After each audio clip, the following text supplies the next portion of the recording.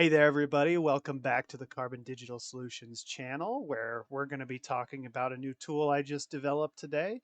It's designed to convert lead lists from Outscraper into a format that's more friendly for CRM without losing all the data that you've just gotten. Stay tuned, guys.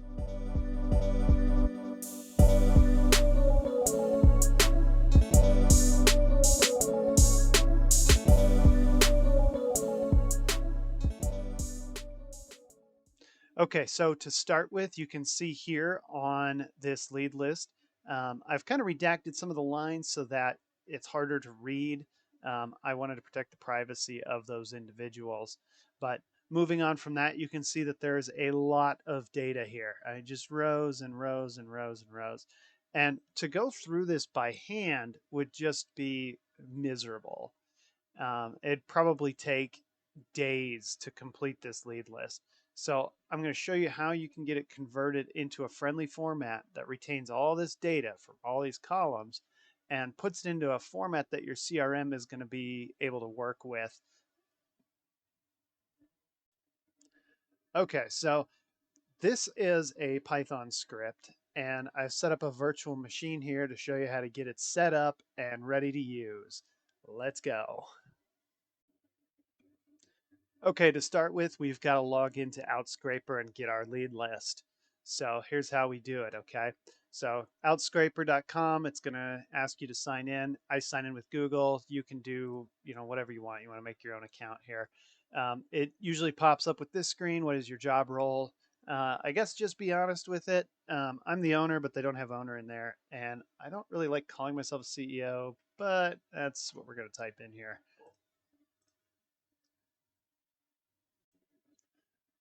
Okay, so the next step here is once you get into your Outscraper account, you're going to start filling out the form to see what you want to get.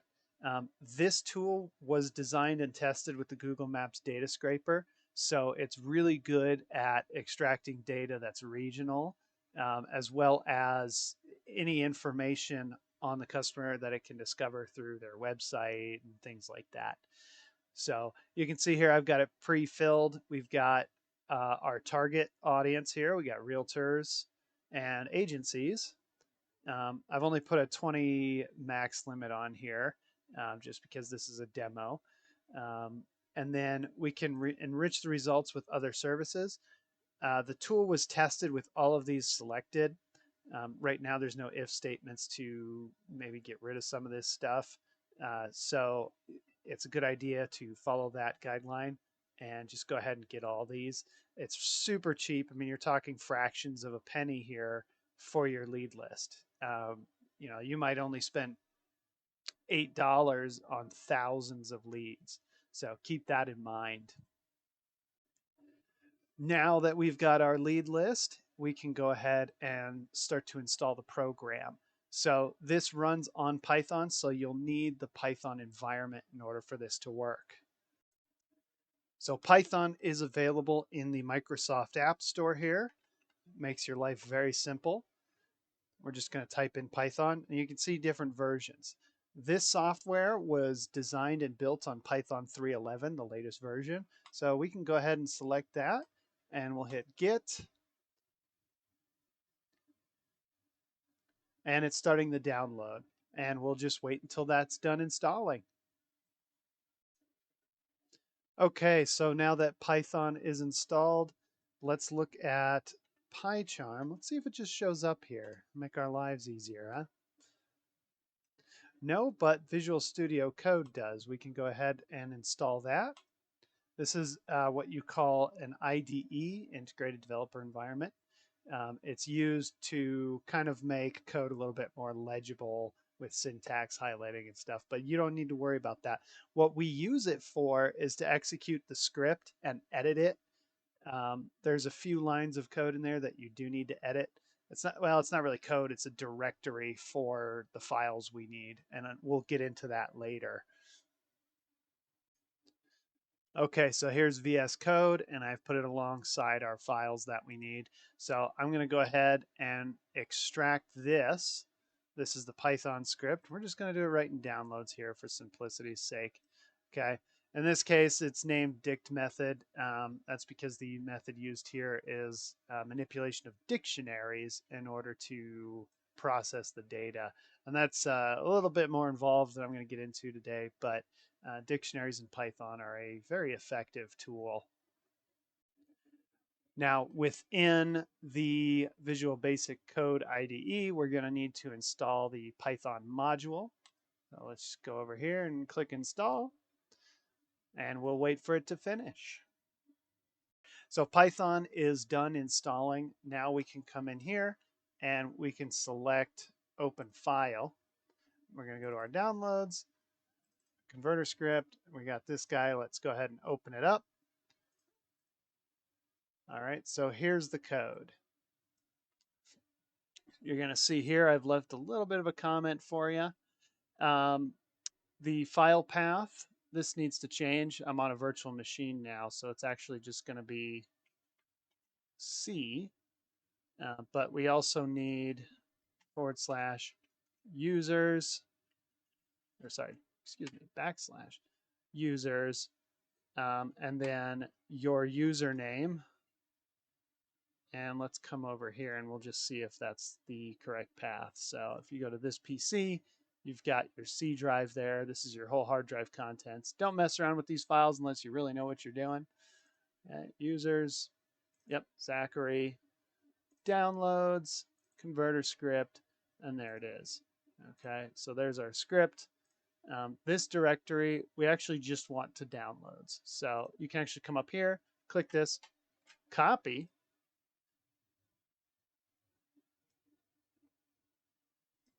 and paste. Then the file name goes at the end. Okay, let's look at that, and we'll just make sure that they match. You can copy and paste by hitting rename, and then just come in here, Control C for copy, and Control V for paste. They match verbatim. So this is the file path where we're going to open the lead list. Okay. The output directory is also going to be in downloads. So what I'm going to do is I'm just going to copy this here, and we're going to paste it right here. Okay. Make sure you close the quotes. It can be single quotes or double quotes here. It won't matter. Now, this other variable, that's what these are in front of the equal sign here. It says outscraper output.csv. This is the initial name that the file is given while it's writing stuff to the file. You don't need to change that. You can if you want to, but there's really not a purpose in it because the ultimate output for it will be this right here. So it's going to call it outscraper scrubbed, and then it'll have the date that scrubbing was complete. Now, for all you tinkerers out there and people who like to code, this code is going to be released under open source. So you guys feel free to come in here and edit whatever you like. You can see I've got some stuff that I commented out. It doesn't always work depending on if those fields exist.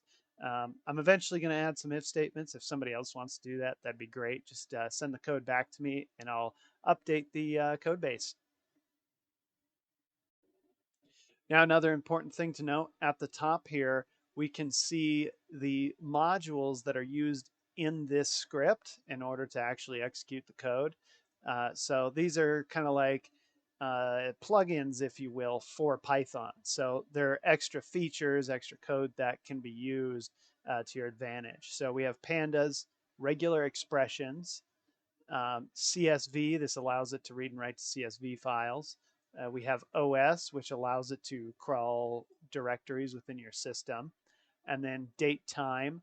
This is used explicitly here in order to create the date that's going to be put into the name of the file once it's complete. And this will help keep you a little more organized and know which lead list scrubbed is the latest version. Okay, so the next important step installing the program here is that we need to install the pandas module in particular. Most of the other ones are built into Python, so they come with it when you install it. So let's get going that. So what we do is we come over here, we tap the Windows key, our search feature comes up. We can say CMD for command prompt. Go ahead and open that. And then we want to do pip install pandas. Pip is the installer module for Python. So anytime you want to install virtually anything, as long as it's in the repository, it'll find it and install it for you with that command. Pretty nifty. Gotta love it. Okay, so there's one more module that helps Python work with XML files that we need to install. So we're going to go to command prompt again, pip install, and that should be pyxl. Let's see what comes up here. Let's try open pixel. There we go. Pip install open pixel, pyxl. Okay, so that's complete. We should be ready to run the script now. Oh, let's go for it. Okay. Now you'll see a bunch of outputs here, data appended to the CSV file. That's just telling you that everything worked normally. So we can go ahead and minimize this guy here. And let's go back to downloads. And we can see here that we have our scrubbed data. That's in a CSV format. So if you open it up in a text file, you'll see a bunch of commas there. The CSV is a comma separated value file. Now you can go ahead and open up this file. This Windows 11 virtual machine I'm running here doesn't have Microsoft Office or OpenOffice installed on it, but either one of those should be able to handle a CSV file just fine. But remember, what we really needed it for was Suite CRM or another CRM software. And I'm going to show you what that file looks like once we open it. Okay, so here's the output file. Again, I've kind of squished everything so that way you can't really see the contact information of this live lead list. But you can see up here that it's been reformatted into a format that's more friendly towards CRM software. First name, last name, the website, email address, all the really common fields that you would put into your CRM for a lead.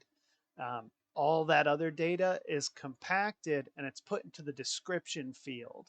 So you'll see anything that it was able to pull with Outscraper will be in there. Now coming back to our virtual machine here, I'm going to go ahead and connect to my server where my CRM is hosted. Okay, so here we are. We're on my CRM, which is hosted on property here in a server. If you guys are interested in getting your own copy of Suite CRM put locally, I pay $0 to have this CRM software. It's pretty great. Let me get logged in and we'll go to the import lead function. Here we are at the import leads. I'm going to go ahead and choose the file that we just made. So we go to downloads, scrubbed, and today's date. Hit open. All right, I like to use the create new and update existing. There is a potential for certain people to show up multiple times when you use Outscraper, right? Because it's searching that region for the same search criteria if you have a very tight target market, right? So here, I'd want it to update those records. That way, if they change their contact info or anything, I have it. Now you can see here on the next screen, it's kind of giving you a preview of what all the fields are going to be assigned. I made them match verbatim the Suite CRM format. So first name, last name, website, blah, blah, blah. You can see that here. It all matches up to what's in that file. In this screen, it's going to ask you what you want to use to check for possible duplicates. With the way it's designed, the business name occupies the first name. There wasn't a way to logically, because of the freeform nature of Google Maps, business names often try and keyword stuff their business name, and they they don't always make it uniform. So using code, there wasn't a way to kind of parse that. So this part still needs to be cleaned manually at the moment. If I find a way to do it or somebody knows a way, let me know, because I'd love to be able to put it in the code base for us. But as you can see here, usually I'll go ahead and I'll select the first name and email address, and office phone. Okay, those are pretty good indicators that this is a duplicate entry, especially if you have all three matching. Okay, and then you'd hit import now. I'm not going to do it because this is my live CRM environment and I don't want to overwrite all the work I just did. But you can see here that it was pretty straightforward once we get to the import process. And the beautiful thing is that after you're done setting up Python and the IDE where you're going to execute the script, you're pretty much done setting it up. You never have to deal with it again. So while it may seem a little complicated to set up at first, think of all the time you're going to save in the future having to manipulate that data manually, right? So now you probably just need a data entry clerk for 2 hours instead of 20 hours a week. You know what I'm saying? All right, so this concludes the tutorial on how to use the Outscraper converter. I'm very glad all of you guys stayed to the end. And that really concludes our conversation on this here. I'm going to go ahead and shut this virtual box down.